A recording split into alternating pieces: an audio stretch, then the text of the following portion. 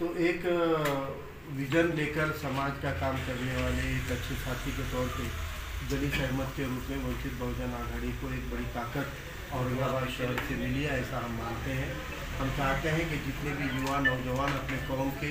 हक में काम करना चाहते हैं, अपने समाज के पिछड़े तबकों के वंचित तबकों के हक में काम करना चाहते हैं, वो इसी तरह अगर बड़ी संख्या में जुड़ेंगे तो आने वाले दौर में औरंगाबाद के अंदर एक बहुत अच्छा परिवर्तन खड़ा करने में वंचित बहुजन आघाड़ी को इंशाल्लाह कामयाबी मिल सकती है।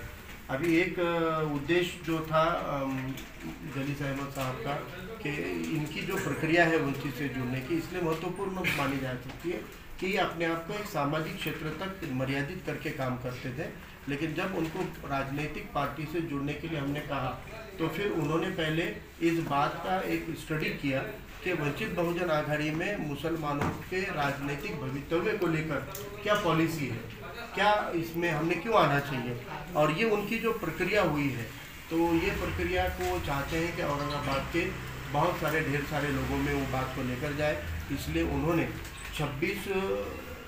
दिसंबर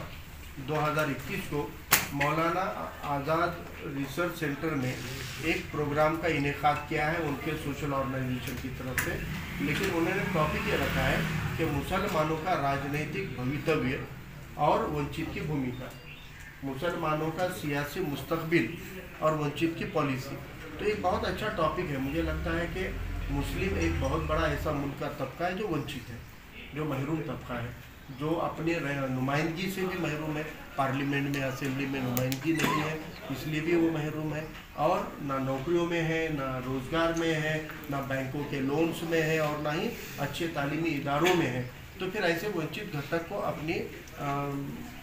फलाही के लिए, अपने भलाई के लिए मुस्तकबिल में सियासत के सिवाय बेहतरीन कोई ज़रिया नहीं है। जमहूरियत में, लोकतंत्र के अंदर राजनीति परिवर्तन का सबसे बड़ा मार्ग होती है। इसीलिए इस मुल्क को लोकशाही का संविधान देने वाले विश्वरत्न डॉक्टर बाबा साहब अम्बेडकर जी ने अपना यह काम होने के बाद में दो तरीके के कामों पर उन्होंने जोर दिया था, लक्ष्य किया था। एक तो उन्होंने सामाजिक जो अस्पृश्यता के जैसे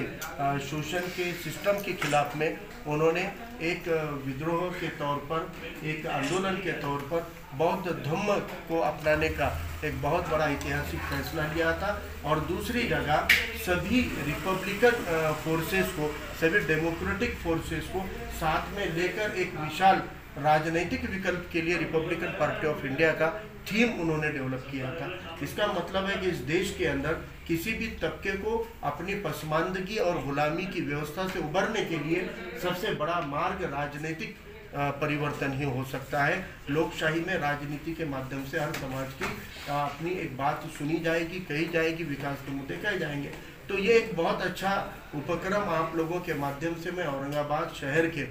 उन तमाम फिक्रमंद मुसलमानों को यहाँ से अपील करना चाहता हूँ कि 26 दिसंबर को आप शिरकत कीजिए, आपके जहन में के सवालात को लेकर आइए, और उस मंच से हम ये कोशिश करेंगे कि मुसलमानों का सियासी मुस्तकबिल क्या होना चाहिए। आज हम कांग्रेस से जब उगता गए, कांग्रेस का जब जुल्म हमको बहुत ज़्यादा समझ में आ गया, तो हमने कांग्रेस को छोड़ के नए नए विकल्प ढूंढने की कोशिश की। लेकिन सही विकल्प क्या हो सकता है, हमारे सियासी मुस्तकबिल के इशूज़ क्या हैं, क्या मसले मसाइल हैं, क्या मरहले हैं जो आज मौजूदा हाल के, इसको स्टडी करके मुस्तकबिल की सियासत क्या होनी चाहिए, इसको लेकर एक फिक्रमंद रहने वाले तमाम लोगों को मैं दावत देता हूँ कि वो 26 दिसंबर को मौलाना आज़ाद रिसर्च सेंटर के अंदर मुसलमानों की सियासी मुस्तकबिल और वंचित बहुजन आघाड़ी की क्या नीतियाँ हैं, पॉलिसियाँ हैं, इस प्रोग्राम को ज़रूर अटेंड करें। ये दो प्रमुख घोषणाओं के लिए आज यह पत्रकार परिषद बुलाई गई थी। मैंने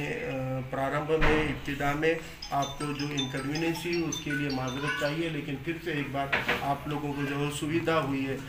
यहाँ पे चेयर्स की संख्या कम थी बोलो, या हमारे पत्रकार भाइयों का प्रेम बढ़ गया इसलिए उनकी संख्या बढ़ गई, लेकिन जो थोड़ी